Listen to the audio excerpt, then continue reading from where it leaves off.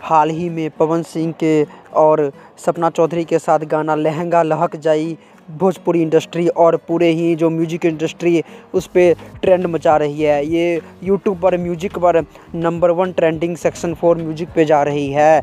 सपना चौधरी हरियाणवी के बाद अब भोजपुरी म्यूजिक इंडस्ट्री में भी उतर चुकी है और भोजपुरी म्यूजिक इंडस्ट्री में भी वो तहलका पूरा मचा रही है। और जैसे कि आप लोगों को पता ही है कि पवन सिंह और खेसारी अपने विवादों और अपने कंट्रोवर्सी के कारण एक दूसरे से हमेशा टक्कर में रहते हैं। इसी के बीच में एक सपना चौधरी का भी बयान आया है। उनका एक इंटरव्यू में पूछा गया था, इसी के अंदर में वो बयान आया है। और साथ में जो कल्लू जी हैं उनका भी एक इंटरव्यू में पूछा गया था, उनके साथ भी एक बयान आया है।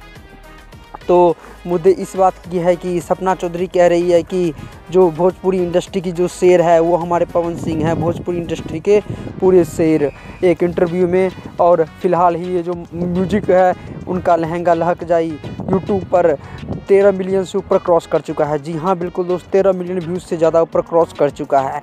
इसके बारे में आपका क्या